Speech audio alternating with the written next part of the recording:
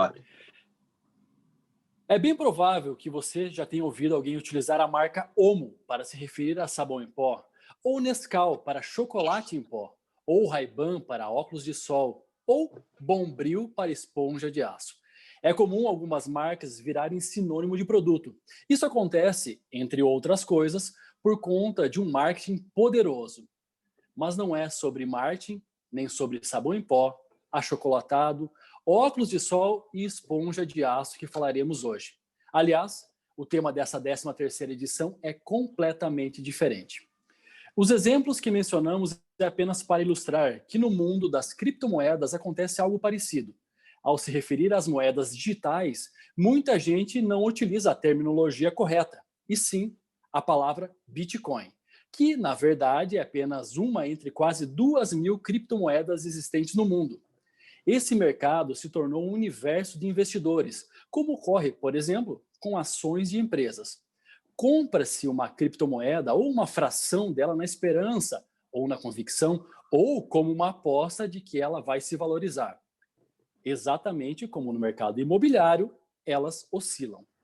A utilização recorrente de Bitcoin para fazer referência a todas as moedas digitais talvez se explique pela sua valorização.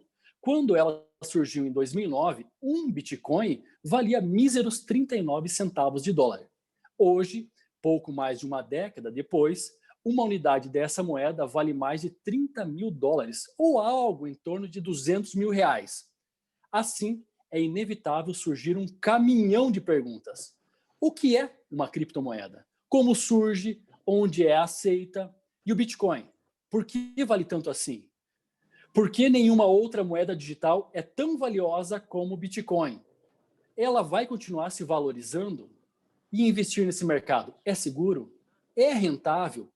Esses e outros questionamentos serão respondidos por Udanglenes Boggio, mais de 15 anos no mercado financeiro, durante 11 anos e meio foi assessor de investimentos e broker da XP Investimentos. Hoje, trabalha com planejamento financeiro e consultoria de investimentos para pessoas físicas e jurídicas através das empresas YouPlanner, planejamento financeiro, e Boggio Investimentos, consultoria de investimentos. Está começando mais um Reverberando.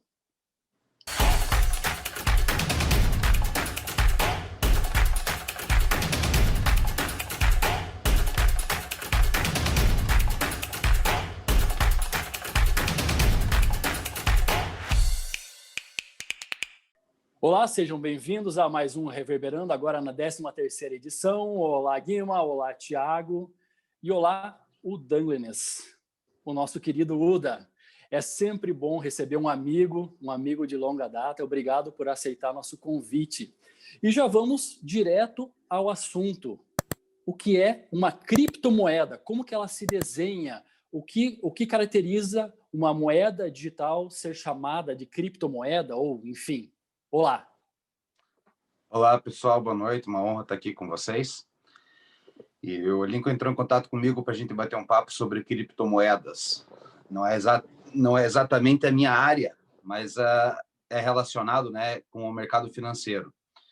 Então, há mais de 10 anos eu já tenho contato aí com as criptomoedas e muito se pergunta, geral, assim, quem tem dinheiro, quem tem muito dinheiro, quem tem pouco dinheiro, quem não tem e quer ter, todo mundo quer saber sobre as criptomoedas, né? Como que funciona, o que é, né? E ela é uma forma de troca, como qualquer outra forma de troca, como qualquer outra moeda ou qualquer bem de valor que a gente possa fazer trocas. Então, no interior aqui, a gente é muito acostumado a fazer trocas em soja, por exemplo. A gente pode considerar ele uma moeda. Então, a criptomoeda é mais uma forma que tem de fazer essas trocas. O que difere ela de uma moeda centralizada? O que é uma moeda descentralizada? Então, todas as moedas que a gente conhece, elas são produzidas, são criadas por bancos centrais, né? Então, aqui no Banco Central do Brasil, é ele que produz, é ele que tem o papel moeda que cria a moeda nacional, como é com qualquer outra moeda de qualquer outro país. A ideia da criptomoeda é que ela seja uma moeda descentralizada, ou seja, não é de um banco central. Ela é uma moeda criada por um grupo que decidiu criar ela como moeda e usar ela como troca. Então, basicamente é isso. É uma forma de troca que foi criado pela internet para ser feito troca sem necessitar do dinheiro físico. Mas ela já é usada para essa finalidade, Uriel? Por exemplo, vou chegar num lugar, eu vou pagar com Bitcoin, acho que é pouco provável, né? Pelo valor, não sei. Mas como tem quase 2.000, já é possível chegar num lugar X em alguma parte, sei lá, do Brasil, do mundo, e falar, eu quero pagar com a moeda, com a criptomoeda tal. Isso já acontece na prática ou hoje é uma ferramenta muito mais de especulação, como o Lincoln mencionou no começo, de eu vou comprar aqui porque eu acredito, eu aposto que vai subir, vai valorizar? Ela já é utilizada como troca em vários lugares. Inclusive, eu até selecionei alguns locais que aceitam a criptomoeda como troca. Então, o Uber, por exemplo. Só que, assim, não é todas que estão sendo aceitas como troca, tá? Então, o Bitcoin, ele é a mais difundida. Então, agora já respondo a pergunta uma das perguntas que o Lincoln falou que vai ser feito. Por que ela vale mais do que as outras, né? Porque ela é a mais consolidada e ela tem um limite de quanto que ela pode ser criada. Depois a gente volta mais nesse assunto. Vamos responder essa pergunta. Hoje tem a Tecnisa, tem a Uber e tem mais de 67, tem mais de 100. São 67 empresas em São Paulo que aceitam e tem mais de 100 pelo Brasil espalhadas que também aceitam Bitcoin. Algumas aceitam outras moedas, mas basicamente é só o Bitcoin que está sendo negociado como troca. As outras moedas foram criadas porque veio a onda do Bitcoin, mas poucas têm essa aceitabilidade no mercado, né? O que tem rolado de troca mesmo no mercado como um todo é o Bitcoin. E por que ele é o mais valioso, que tem a mais valiosa das moedas? É porque ele é o mais consolidado. Então, o governo japonês, por exemplo, já estuda negociação de títulos públicos através de Bitcoin e poupança, compra de títulos públicos com Bitcoin e poupança também. Então, ela já está muito bem fundamentada no mercado. É uma criptomoeda que vai ser muito difícil que deixe de existir. Tá? Então, por isso que ela é a mais valorizada. Outro ponto sobre a valorização dela é que ela tem um limite. Elas são 20 milhões, 25 depois, que pode ser criado quase 17 milhões criadas. E ela vai ter esse limite, a partir desse limite não pode ser mais criado bitcoins. Então, como que se precifica uma criptomoeda? Ou qualquer coisa, né? Qualquer coisa que a gente vai precificar, como que a gente bota preço nas coisas? O quanto se custa para a produção disso, mais o quanto o mercado aceita pagar sobre esse custo para ter esse bem e serviço. Perfeito? Então, uma camiseta, ela de uma malha ruim, o público aceita pagar menos. Uma camiseta de uma malha boa, o público aceita pagar mais. Aí, por que a gente tem tanta... Peraí. Por que o público aceita pagar diferentes valores por diferentes produtos? Então, num produto de melhor qualidade, a gente aceita pagar mais. Num produto de pior qualidade, a gente aceita pagar menos. Agora, o ouro, por que o ouro é tão valorizado? Porque tem pouco. Imagine se o ouro, a gente soubesse que ele não vai mais ter. Ele vai ter só um limite. Temos, sei lá, 1 bilhão de toneladas de ouro no mundo. Só que para um monte de coisa a gente precisa de ouro. Então, ele ia valorizar muito. O Bitcoin é a mesma coisa. Como é limitado... Por favor. Não, eu ia perguntar essa questão do lastro. Era só isso que eu ia perguntar. Porque muitas moedas, elas dizem, né, que ela tem um lastro. E tal país, X país, pode emitir tantos reais, tantas moedas do seu país, conforme ela é lastreada ou por ouro ou por seus bens ali. Como que funciona? O que garante isso aí? O que garante a pessoa estar comprando, ou como tinha em 2012, 2013, eu lembro que tinha muita gente que minerava Bitcoin. O que garante que na hora de eu chegar lá com meu 1 Bitcoin ou, sei lá, X Bitcoin, eu vou ter eu vou receber esse dinheiro? O que garante isso? O que lastreia o Bitcoin? Para responder essa pergunta, eu tenho que voltar um pouquinho e dizer assim, não é mais todas as moedas que são lastreadas por ouro. Por exemplo, agora, o que está acontecendo agora aqui no Brasil, o Banco Central está imprimindo moeda sem parar para pagar a conta do coronavírus, por exemplo. Então, por que o real está desvalorizando tanto? Porque está sendo impresso dinheiro. Então, uma quantidade limitada de dinheiro é o que se tinha no mercado. Tinha X números de moedas impressas no Brasil. Então, ele valia um X, um valor. A partir do momento que o governo começa a imprimir mais moeda, aumenta a quantidade de oferta do mesmo produto no mercado. E isso que a gente está falando é muito importante entender esse conceito, porque é o mesmo conceito que vale para o entendimento de por que o Bitcoin vale tanto. Tá? Então, se o governo federal está imprimindo moeda, ele está aumentando a oferta de um bem limitado. Então, o dinheiro é um bem limitado. Só que quando você começa a imprimir sem parar, acontece o que está acontecendo agora na economia. Está desvalorizando o real, tendo uma alta inflação, porque tem muita troca. Né? Então, a gente está... Se não fosse o dinheiro do auxílio emergencial, muita gente não teria dinheiro para comer. Só que pelo fato de estar imprimindo dinheiro e dando esse dinheiro para o pessoal, eles estão tendo dinheiro para comer. E isso está fazendo uma inflação acontecer, porque era um dinheiro que não existia antes. Então, era uma demanda que não tinha como existir. Então, com essa impressão, aumenta-se, perde-se o valor da moeda. A tua dúvida foi... Faz a pergunta de novo.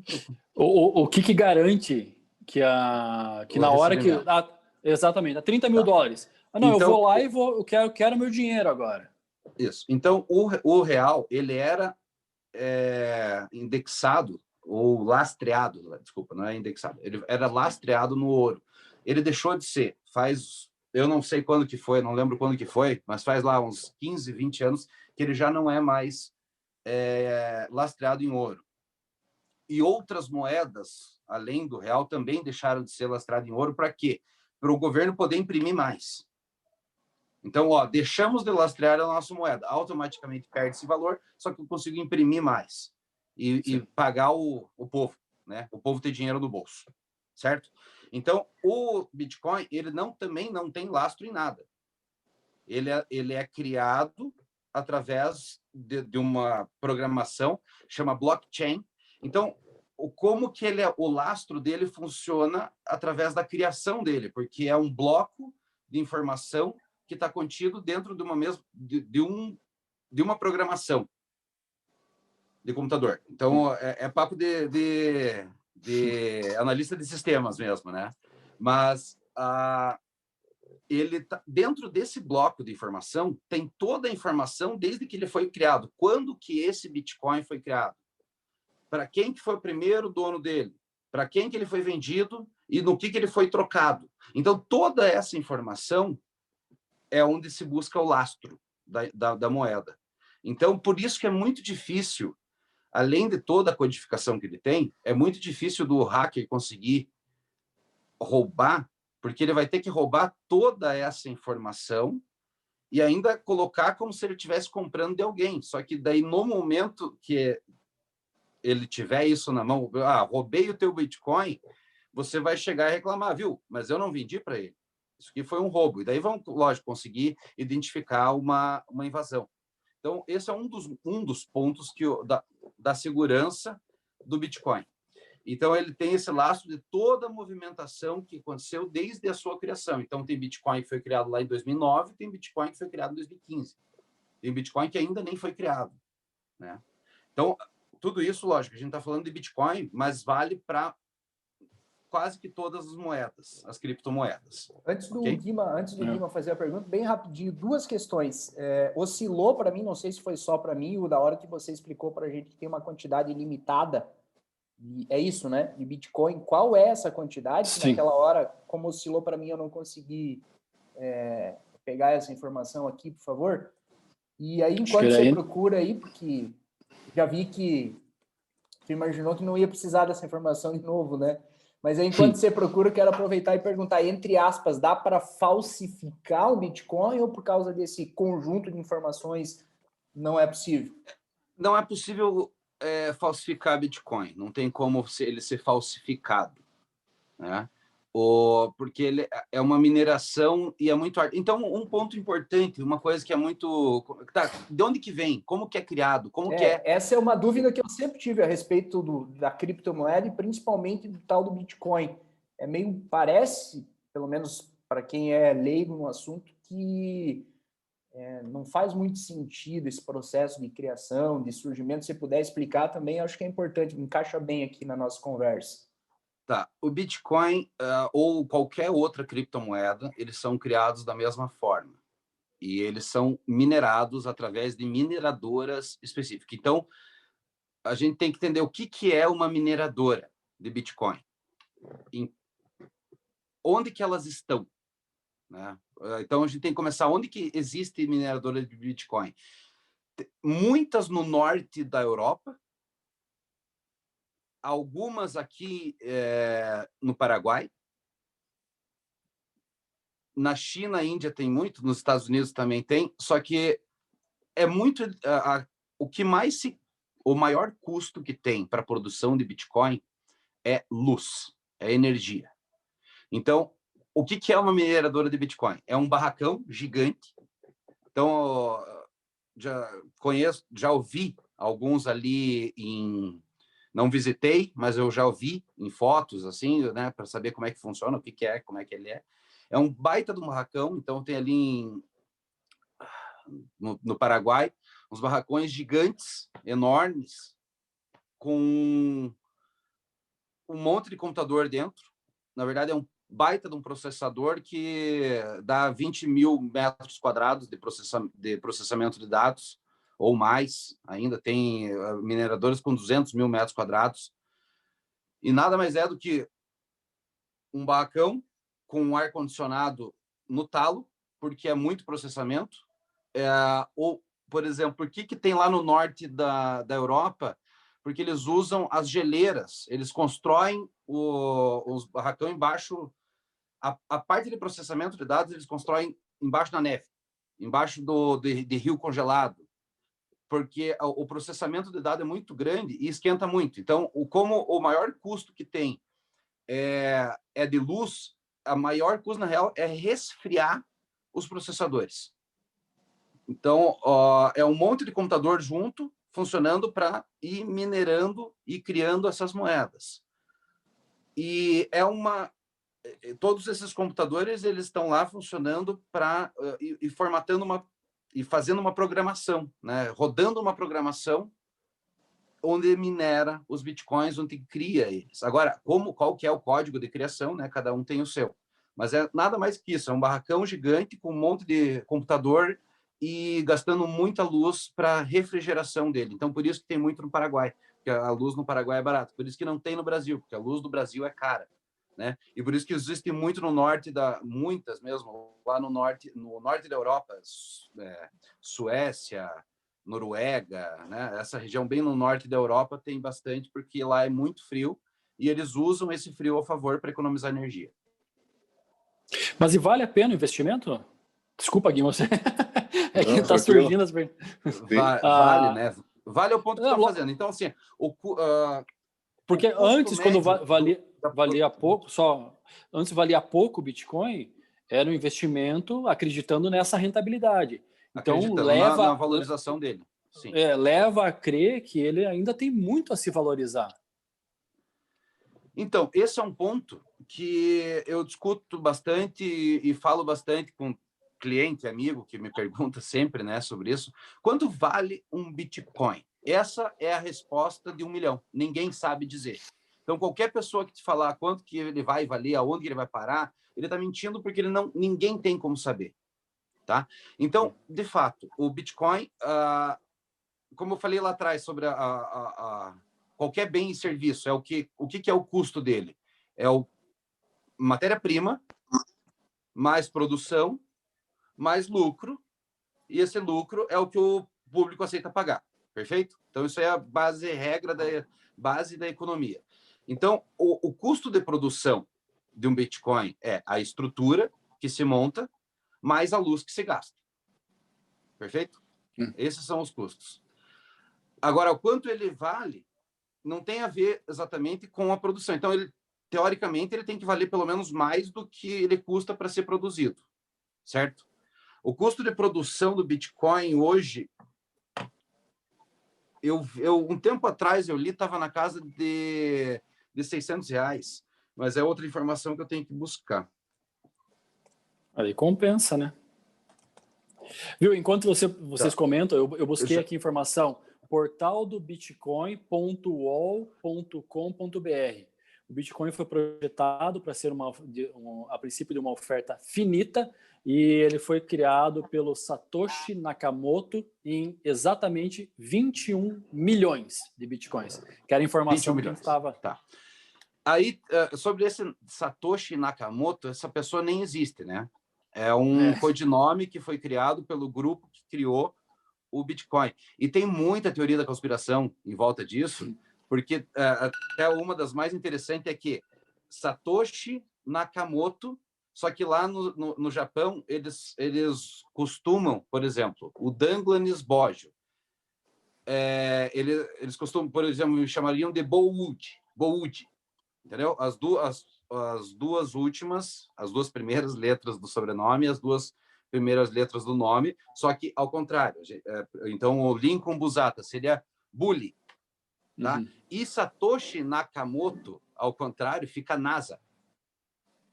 Então, tem umas teorias da conspiração que falam que quem criou o Bitcoin foi a NASA, entendeu? Daí inventaram toda essa história de descentralização. Só que, na verdade, eles querem que todo mundo vá para o Bitcoin. Então, é uma baita de uma teoria da conspiração sobre o assunto que, enfim, que vem em cima desse nome, né, de criação, que é o Satoshi Nakamoto, que, na prática, ele não é uma pessoa física, né? Não existe. É só um codinome ali, um avatar criado pelo grupo que criou e que ninguém sabe quem é esse grupo. Isso que é um ponto muito interessante, inclusive. Mas hoje, o valor de um Bitcoin é aquele que aparece perto de R$200 mil? Seria esse o valor dele hoje ou não? Sim, hoje ele está valendo para você comprar um Bitcoin. Eu quero, aí, Guima, quero entrar lá na corretora e comprar um Bitcoin. Você vai ter que desembolsar exatamente 176.487,02 centavos de real brasileiro. Tá? É esse o valor que custa um Bitcoin hoje. Só que você consegue comprar eles em subunidades. Na sexta-feira aqui a gente vai publicar, né? É difícil quando a gente está gravando o podcast precisar a data, mas hoje, há 2 dias, constava em qualquer pesquisa que ele custava 188 e alguma coisa. Agora você falou 177 que ele tem. É normal. Então, agora, nesse momento que a gente está gravando aqui, ele está 176, fechou a 176.487. Só que ele tem uma variação absurda, né? Então, lá em 2017, quando começou a bombar mesmo, que todo mundo começou a falar sobre Bitcoin, sobre criptomoedas, foi quando ele chegou em R$20 mil.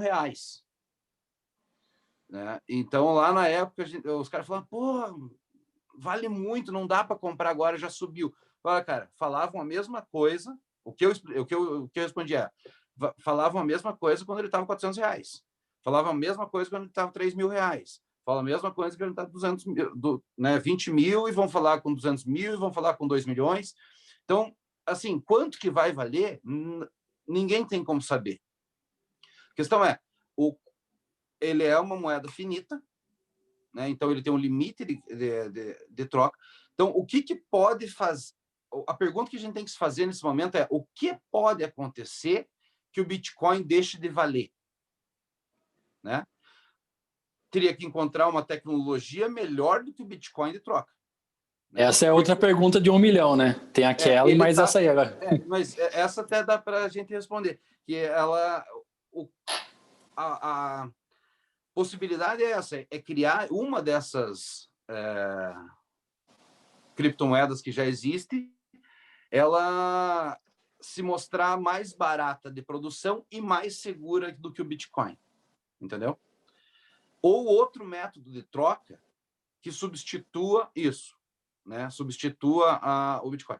Então, eu digo assim, a possibilidade do Bitcoin deixar de existir é a mesma possibilidade de a gente deixar de usar a internet. Entendeu? Não é que isso é impossível, é que já não cabe mais em nós como sociedade. Entendeu? Então, eu até vou corrigir um pouco, não é o Bitcoin, as criptomoedas em geral. A chance de de deixar de usar a criptomoeda é a mesma chance de a gente parar de usar a internet. Então, se acontecer uma catástrofe mundial aí que acabe impossibilitando o meio de comunicação que a gente tem agora, a gente tem que criar uma nova tecnologia de comunicação, aí a gente vai ter que criar uma nova tecnologia de troca. Só que os problemas seriam muito maiores do que uma perca de dinheiro. Então, você comentou antes que quando chegou em R$400, o pessoal falou que já estava muito caro, continuou subindo. Isso aí eles falaram quando chegou a 3 mil, a 10 mil, e ele continua subindo.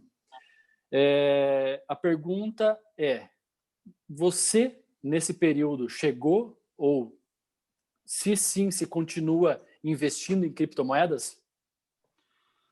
Eu acredito que qualquer wealth management, que é a gestão de fortunas, é a gestão de patrimônio, o manejo de patrimônio, numa diversificação do teu capital, as criptomoedas fazem parte disso. Tá? Então, isso vai depender quanto que eu posso investir em Bitcoin relacionado ao quanto eu tenho de dinheiro, aí é o meu jabá, aí é onde que eu trabalho. Então, eu recomendo conversar com um consultor de investimentos para saber o quanto que, né, saber fazer esse wealth management, saber fazer essa diversificação de forma racional, que faz sentido dentro do teu capital para alcançar o objetivo que se busca. Agora, qualquer pessoa que tenha, né, já esteja com a vida formada e está buscando uma diversificação de um patrimônio que já tem, sim, a Bitcoin ou qualquer outra, uma carteira de criptomoedas faz sentido ter dentro do patrimônio. Tanto quanto faz sentido ouro, tanto quanto faz sentido mandar dinheiro para fora do Brasil, tanto quanto faz sentido ter imóveis, né? Então, tudo isso é dentro de um contexto de uma vida financeira, né?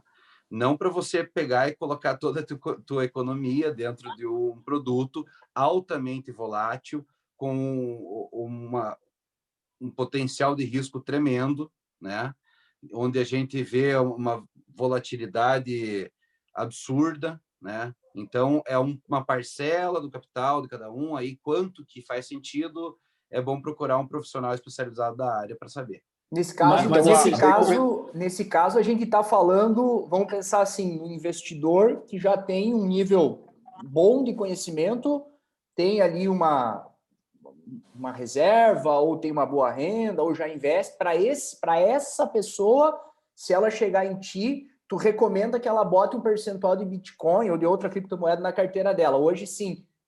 Dependendo da conversa que eu tiver com ela e entendendo o perfil que ela tem, eu vou recomendar sim ou não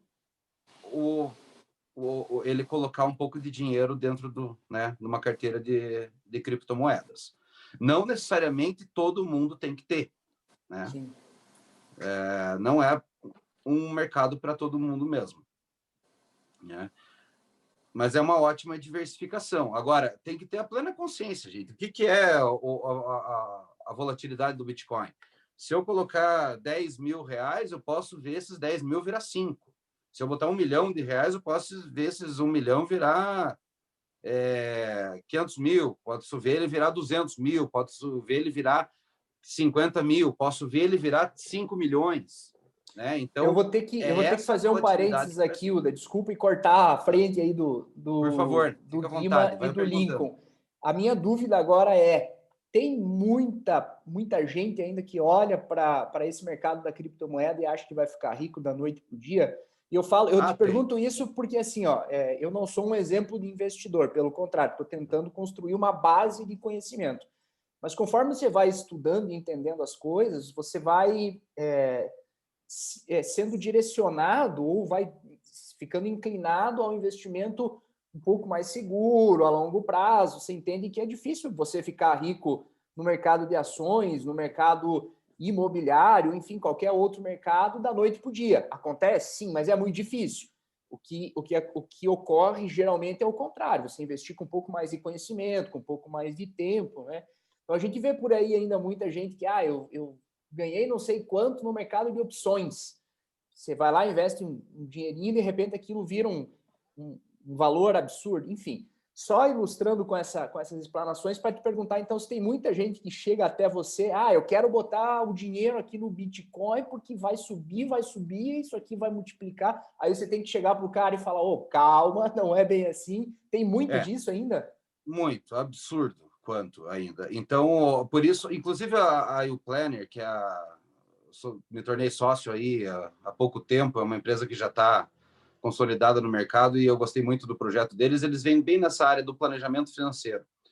Então, eu acredito que o planejamento financeiro é a base de qualquer investimento. Então, se você não tiver um planejamento financeiro, um plano sobre o teu dinheiro, o que você vai fazer com ele, para onde que você quer ir, nem adianta você começar a investir, que você vai, né, a chance de você cometer erros absurdos são muito grandes. E uma coisa tem que entender, não é investindo que você vai ficar rico, né? Então, é muito comum a galera achar que vou trazer 10, 20 mil reais, aí, 50 mil reais, e vou ficar rico com isso. Não é assim, né? Hoje, a gente tem que entender o seguinte, a taxa de juros hoje no Brasil é 2,5%. Qualquer coisa que está acima desse 2,5% ao ano, que você tiver, que quiser ganhar acima disso, você vai se expor a risco. Então, não existe nenhum investimento hoje no Brasil acima de 2,5% ao ano que não envolva risco. Perfeito? Então, eu já cansei de fazer reunião e explicar para o povo como que faz para investir. Eles achar que o cara, esse futuro cliente, esse prospect, acredita que é muito ruim a minha proposta e vai se aventurar nessas casas aí que oferecem 1% ao mês, 2,5%, 3%. Isso aí não existe. Não existe. Como manter uma média de rentabilidade dessa. É só você fazer uma conta simples. Se você ganhar lá esses históricos 3% ao mês aí, em 15 anos você está próximo de um dos caras mais ricos do mundo. Então, gente, vamos ter a plena consciência que isso não existe, né? A gente viveu aqui no Brasil, numa ilha de taxa de juros desde que foi criado aí o real começou a buscar essa redução da taxa de juros para fortalecimento da economia, e esse negócio de 1% ao mês já não existe mais, já acabou, né? Então, ganhar dinheiro, você vai ganhar dinheiro com o teu trabalho, vai ganhar dinheiro fazendo o que você sabe fazer, e trazendo o dinheiro para investimento, você vai alcançar seus objetivos mais rápido. Agora, pensar que com a bolsa você vai ficar multimilionário, ou com qualquer ativo desse você vai ficar multimilionário a partir do nada, é mais fácil ganhar na Mega Sena, tá? Então, eu já vi exemplos de pessoas que ficaram ricas desse jeito, mas é menos gente do que gente que ganhou na Mega Sena. Então, é mais fácil ganhar na Mega Sena do que você ganhar na bolsa, ficar rico na bolsa a partir de 10, 15, seja 50 mil reais. Né? Eu tenho um amigo meu, pessoal, que fez fortuna a partir de 50 mil, só que ele deixou a vida inteira dele de lado, né? Digo assim, ele deixou de trabalhar porque ele trabalhava, ele focou em estudar o mercado financeiro e ele fez fortuna a partir disso. É uma pessoa que eu conheço que conseguiu de fato fazer isso. Ele é um especulador profissional? Ele é um especulador profissional. Sei. É o cara que me levou para o mercado, inclusive, né? É o meu amigo, meu compadre, e ele fez fortuna mesmo investindo no mercado, mas ele se tornou um trader profissional. E ele investiu mais de 200 mil reais na formação dele como trader profissional. Então, se veja, não foi 50 mil que ele começou, né? Foi muita grana que ele perdeu, que ele investiu, foi fazer curso lá nos Estados Unidos, então foi fazer curso no Canadá, fez curso aqui no Brasil muito profundo. Então, eu estou falando tudo isso aí para entender, desmistificar um pouco essa ideia que vou ficar rico comprando Bitcoin. Esqueça, né? Como vou ficar rico operando na bolsa, né? Se você se especializar nisso, isso tornar a sua profissão e você for muito bom no que você faz, né? Você pode ser que fique... Então, tem muito médico, advogado, engenheiro, que é amigo meu, que, Uda, que livro que você me recomenda aí estudar para aprender, para ganhar mais dinheiro? Eu falei, cara, se especialize mais. Você acha que está ganhando pouco dinheiro na tua profissão? Se especialize mais na tua profissão, dedique tempo a aprender como você vai faturar mais vendendo o teu produto, vendendo o teu serviço, e contrate alguém de investimento para fazer a tua parte de investimento, porque você não vai deixar da tua empresa, você não vai deixar de ser médico, você não vai deixar de ser advogado para se tornar trader. Entende? Então, é esse o ponto que eu sempre trago nas conversas, e eu acredito que isso é uma coisa muito valiosa que a gente está falando aqui. Até eu vi um negócio, tem um youtuber que não convém aqui, né, mas é bem famoso, um primo, que falam que ele não é tão bom trader e investidor, mas como um ótimo vendedor e produtor de conteúdo. Maravilhoso. Que ele vende muito. Eu, lógico, acabo não acompanhando muito o Thiago Negro. Opa, o Thiago Negro aí, eu não acompanho muito ele, cara. Foi bom ele ter falado esse muito nome básico, aí. né? Foi bom ter falado o nome, já que o Lincoln contou o milagre, mas não contou o santo. Desculpa interromper. Pode continuar, Uda. Mas eu acho que é a grande referência do mercado, né? Exato, exatamente. Não, ele é uma baita de uma referência. Eu acabo que eu não consumo o produto dele porque é um produto muito básico, né? É uma educação financeira básica, que é uma coisa que eu também vendo. Então, é óbvio que eu não assisto muito ele e tal, mas ele como estratégia de produção de conteúdo, de posicionamento de marca no Instagram, no YouTube. Então, ele vende muito curso. O cara é um mito, né? Ele é um cara genial na área dele, que não é mercado financeiro. Ele não vende mercado financeiro, ele vende curso. Então, ele está na área de educação. Então, ele até se enquadraria dentro de educação financeira, mas não como mercado financeiro, não como trader, né? Inclusive, ele já virou muito piada assim dentro do mercado financeiro, porque ele erra muito, né? Ele erra, ele dá umas erradas místicas, assim, coisas assim, verdades absolutas do mercado, que de repente ele vai lá e faz uma que quem é de mercado fala, meu Deus, mas por que ele está comprando? Então, até agora, no início da pandemia, rolou uma piada muito forte, ele virou um meme tremendo, o Thiago Negro, que ele fez a compra, não lembro de qual que era a ação, mas ele comprou exatamente no topo histórico. Então, ele faz umas erradas gigantes. Só que, sim, a parte do 1000 ao milhão, acho que é o nome do livro dele, é isso? Isso. Esse livro é bom, né? Como o livro do Gustavo Cerbasi, que eu falo, o Gustavo Cerbasi, ele é conhecido no mercado como o profeta do ópio. Acho que é do milhão sem cortar o cafezinho, uma coisa assim. Isso. O livro. Esse livro é bom. Então, ele ensina educação financeira, que isso é o ponto fundamental. Então, separa a educação financeira com trade, né? Com tradear, ser trader, ser um broker, operar na bolsa. É totalmente diferente uma coisa da outra. Então, o Gustavo Cerbasi também, né? Ele é conhecido como o profeta do óbvio dentro do mercado, né? Ninguém tinha coragem de lançar um livro para falar uma coisa tão básica, igual ele lançou. E ele teve essa coragem e ele ficou multimilionário vendendo livro. Então, assim, ele vende que ele ficou milionário na bolsa. Cara, não, ele vendeu 2 milhões de cópias de livro. Então, ele ficou milionário vendendo livro. E vendendo, daí ele vendeu palestra, vende cursos, né? Então, ele ficou milionário vendendo informação. São coisas diferentes. Sim.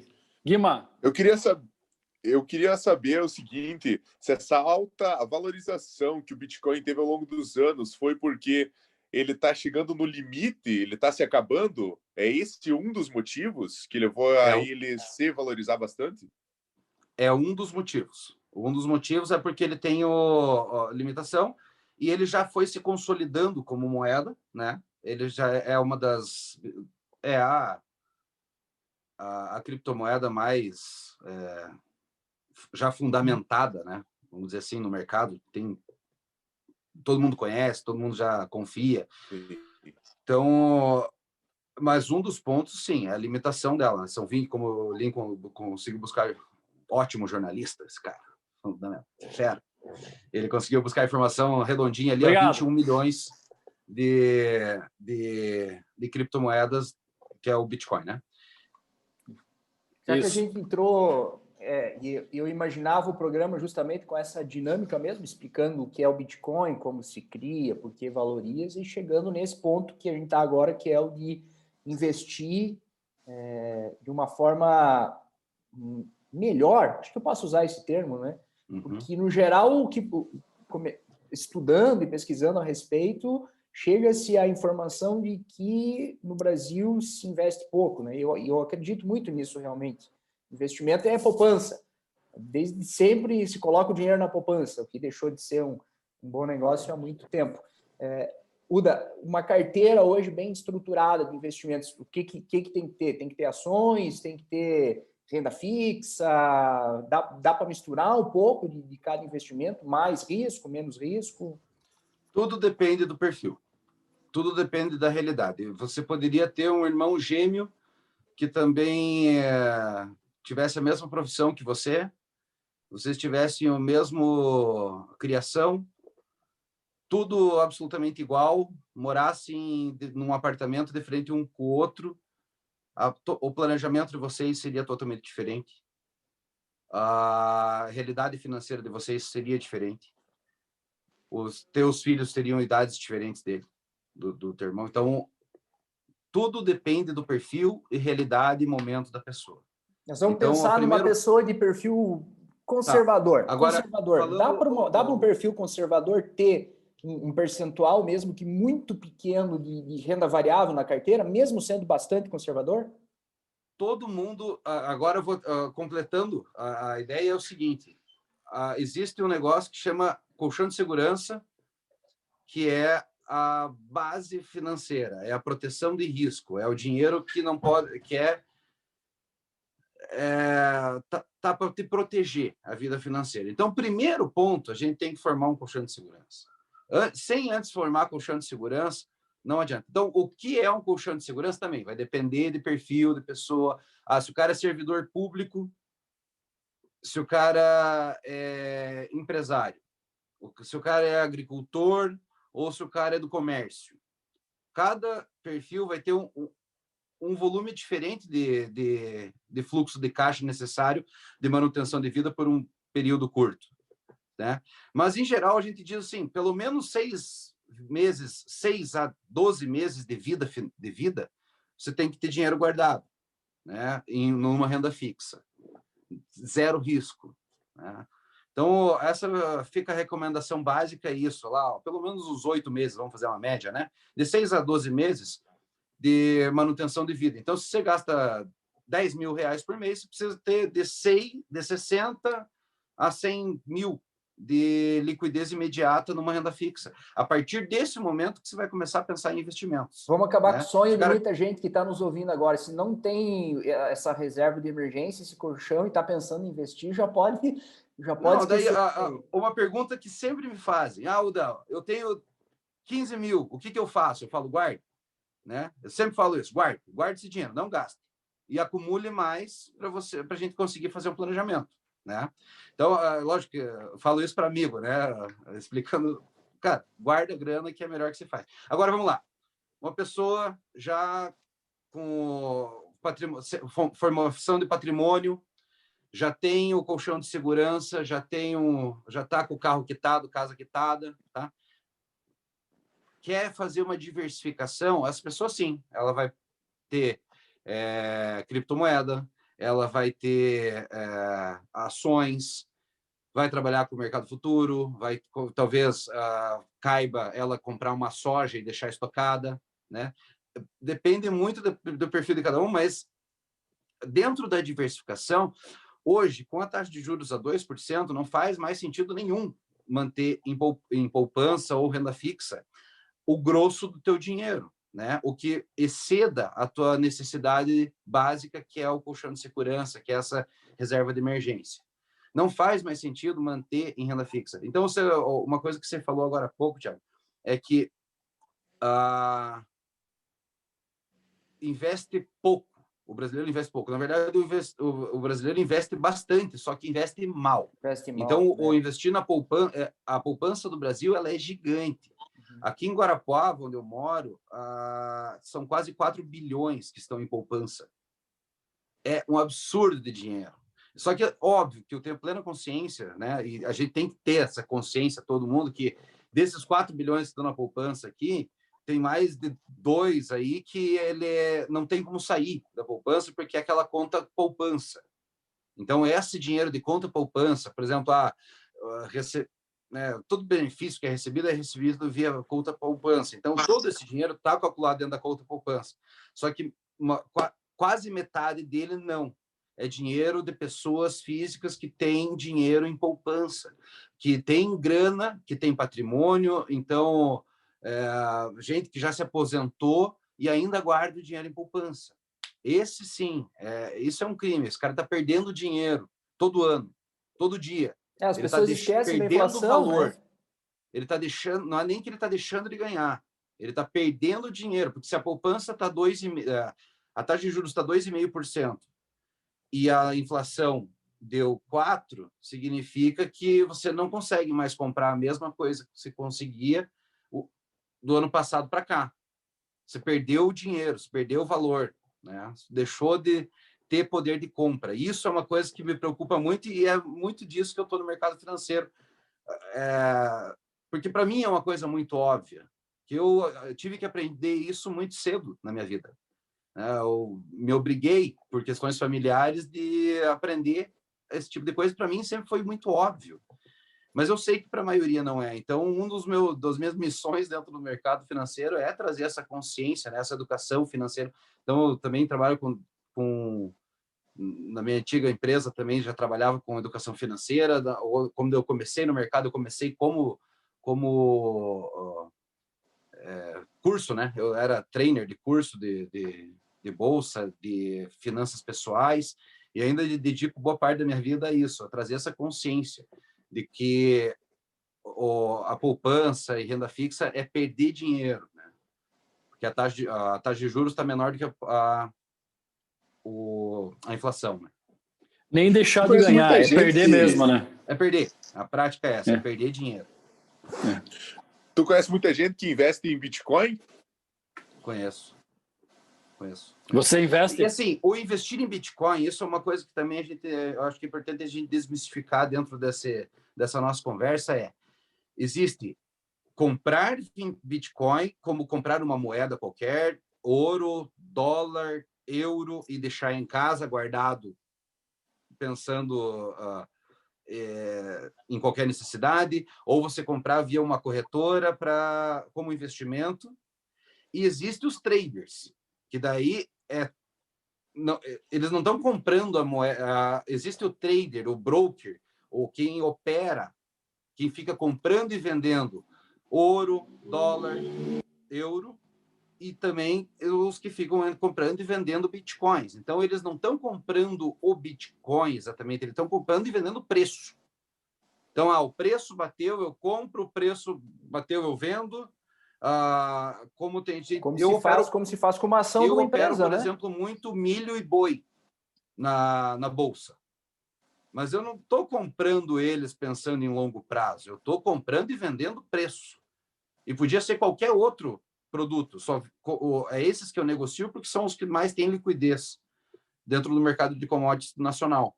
senão eu operaria qualquer um outro. Então, muita gente vai para o mercado de Bitcoin para buscar isso. E eu te falo, não é a melhor opção. Para tradear, tem opções melhores, como a própria Bolsa. Tenho muita opção dentro da Bolsa melhor do que operar Bitcoin, que a volatilidade é mais previsível, que você consegue ter uma leitura mais fácil, que você consegue ter uma alavancagem ou uma possibilidade de vender a descoberto, né? Que no caso do Bitcoin não é possível. Eu vou perguntar mais uma vez, sinta-se à vontade de responder ou não, se você tem talvez uma pequena fração na sua carteira de criptomoeda. Eu tenho. Comprei Bitcoin, eu comprei Ethereum e eu comprei... Ai, eu até esqueci o nome. Mas o que eu mais tenho ali é Bitcoin e Ethereum. Não tem nenhuma brasileira? Hã? Não tem nenhuma moeda, uma criptomoeda brasileira? Tu não tem? Sei. Eu não sei tu não responder. tem nenhuma? Não conheço. Eu não conheço. Pode ser que tenha, mas eu não conheço. As pesquisas mostram que existe, né? Imaginei que tivesse algum um pouquinho mais consolidado. Mas pelo visto não, senão tu saberia, né? Ah, tá, mas eu não conheço. Mas pode ser que tenha uma e a minha ignorância não me permite saber, tá? Então não avaliem como se... Porque eu não sei, ela não é boa, tá? Eu só não conheço. Mas eu tenho Bitcoin e tenho Ethereum na carteira e tenho faz muito tempo mas eu não trado elas, eu não fico comprando e vendendo. Elas estão na minha carteira como um wealth management, como uma gestão de patrimônio e uma diversificação de patrimônio. Então, eu comprei elas lá atrás porque, para mim, fazia sentido na época, tinha uma grana sobrando, coloquei lá, não significava muito do meu capital, e está dando bom, né? Subiu bastante aí, como outros ativos da minha carteira que acabaram perdendo, né? Então, não acerto em todas. Nesse caso aí, eu tenho... Mas não é muita coisa também, não. Não representa muito dentro do meu capital. Mas que bom que você tem, que bom que valorizou, né? Tua aposta, né? Que foi uma aposta baseada em cima de conhecimentos e estudos, deu certo, né? Porque para mim fazia sentido, dentro dessa gestão de patrimônio, ter um pouco de Bitcoin, né? Então, e dentro das criptomoedas, ela é mais consolidada, a Ethereum também, ela se mostra...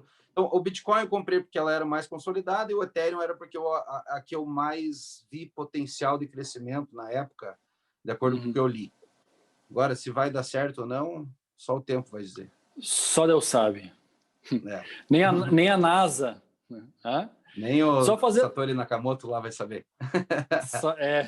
Fazendo jus, corrigindo uma informação que eu passei aqui e para o Thiago Nigro não ficar triste conosco, do 1.000 ao 1 milhão sem cortar o cafezinho. Era isso aí. Já aproveitando aqui, tá R$17,90 na Amazon, se alguém quiser comprar. Porque ele diz que, na verdade, são... eu tô acompanhando uns materiais dele, o que ele diz com a história do cafezinho é que não são as pequenas despesas que vão fazer diferença para ti.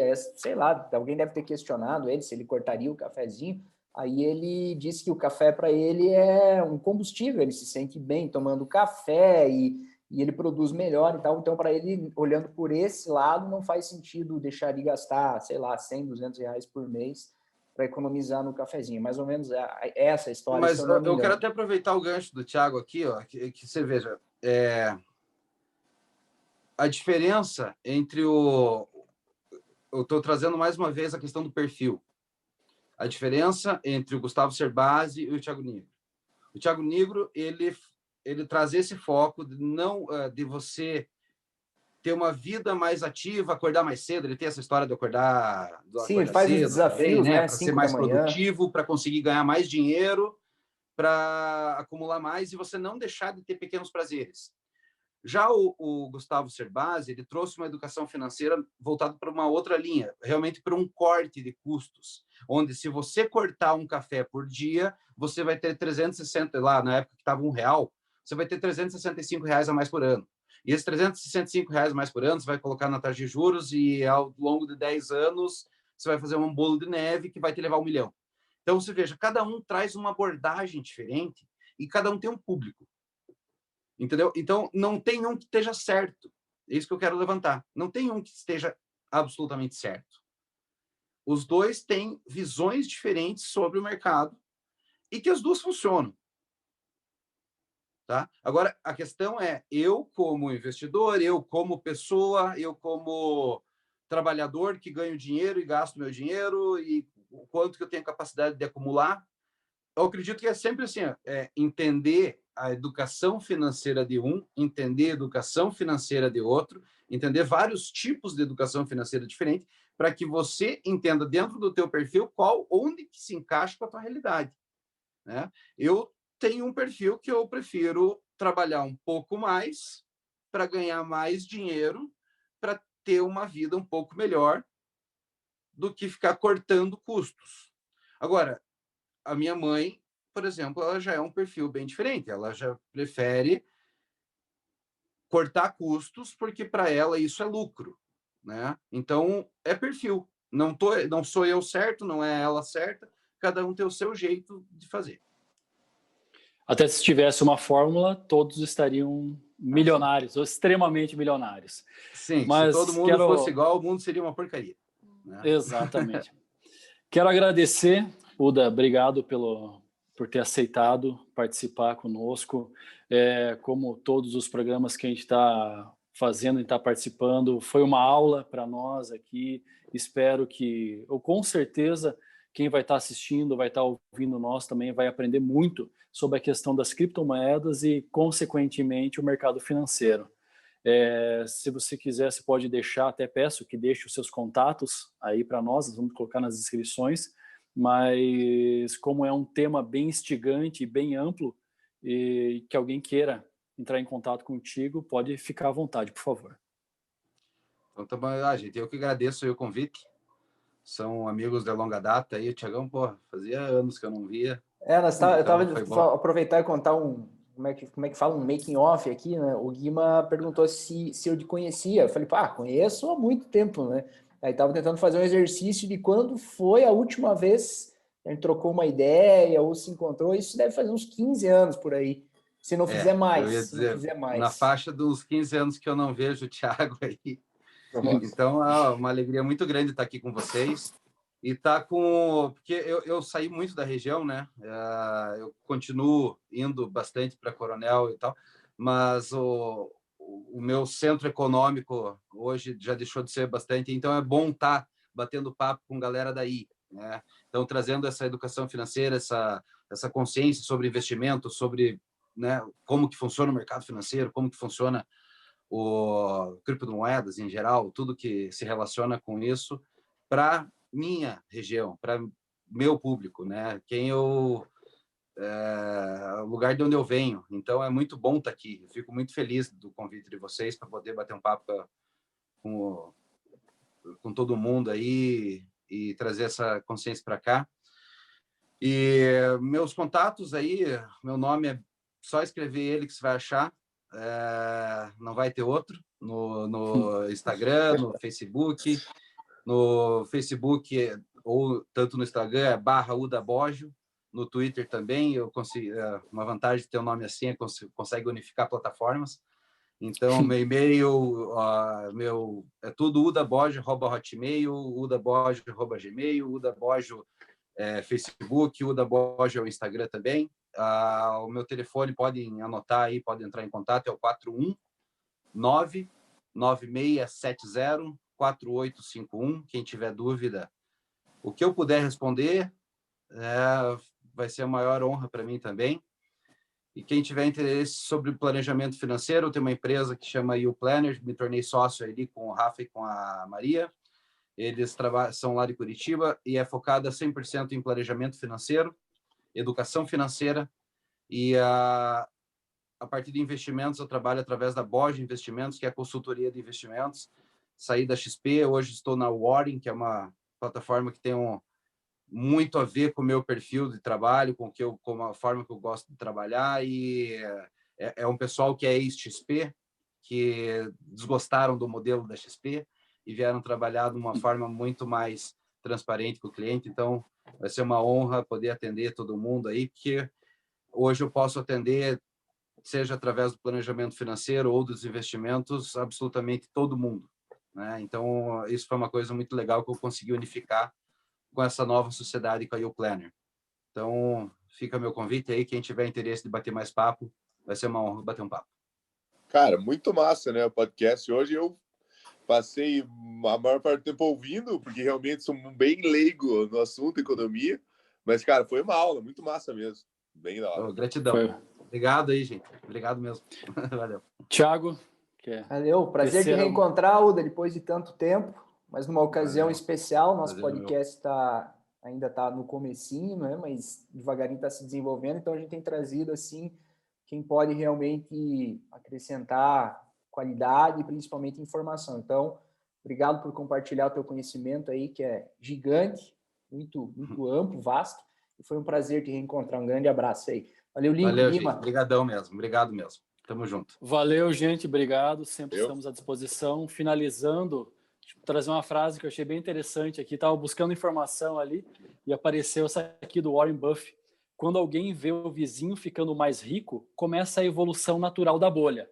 Bastam 3 coisas para a sua formação: os inovadores, os imitadores e os idiotas. Bem bacana, e ela engloba mais ou menos tudo que a gente falou do meio para o final ali. Beleza? Valeu, gente. Brigadão e até a próxima. Valeu. Gente. Um abraço. Um abraço. Tchau. Tchau.